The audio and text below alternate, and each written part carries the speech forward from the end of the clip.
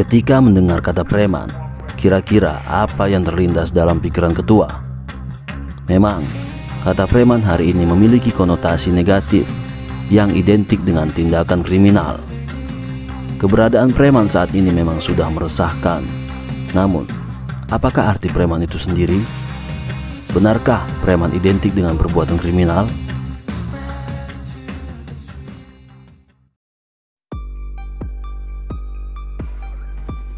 Istilah preman yang saat ini kita gunakan ternyata berasal dari peninggalan Belanda, alias diambil dari bahasa Belanda.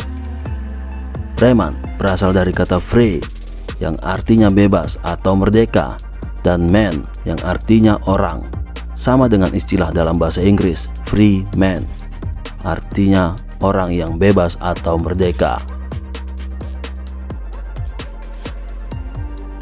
Pada zaman kolonial, orang-orang seperti ini tidak mau bekerja sama dengan Belanda dan kerap kali membangkang terhadap pemerintahan kolonial. Mereka ini tidak ingin bekerja sama dengan pemerintah kolonial karena memang menolak penindasan atau karena idealismenya yang tak ingin menjadi anjingnya penjajah. Bahkan, banyak freeman atau preman yang dihubungkan dengan sejarah perjuangan bangsa ini. Pada masa tersebut, mereka eksis sebagai pembela para buruh kebun atau kuli kontrak yang berasal dari Jawa, Tionghoa, dan India. Karena para buruh tersebut mendapat siksaan dari mandor kebun atas perintah dari tuan kebun. Sebutan freeman terdengar sulit di lidah orang Indonesia, khususnya Jawa dan Melayu. Lalu mereka menyebut freeman menjadi preman. Preman memiliki sejarah yang panjang di Indonesia, sebab hanya istilahnya saja yang berganti hingga akhirnya kata preman yang kini dikenal orang. Pada masa Hindia Belanda, istilah yang umum digunakan rakyat Indonesia adalah jago, bukan freeman atau preman. Walaupun pemerintah kolonial menganggap si jago atau freeman menjadi biang keladi dari setiap kegaduhan yang terjadi, namun bagi rakyat Indonesia, pada saat itu para jagoan sebenarnya adalah penolong mereka dari kekejaman para penjajah.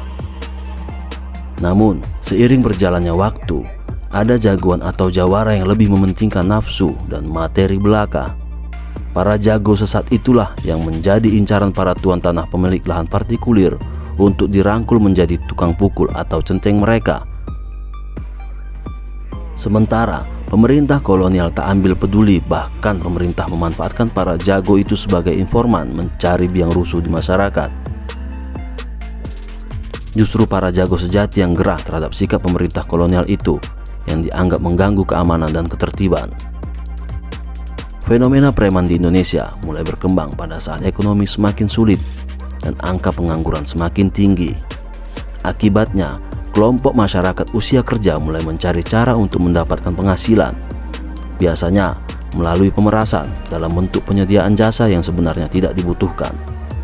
Preman sangat identik dengan dunia kriminal dan kekerasan, karena memang kegiatan preman tidak lepas dari kedua hal tersebut.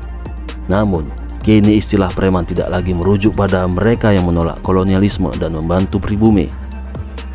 Freeman atau preman kini justru meresahkan warga. Pemalakan, kekerasan, penganiayaan, dan sejumlah tindakan kriminal menjadi kebiasaan mereka. Lalu, jika ditilik dari sejarah tersebut, masih layakkah mereka disebut preman?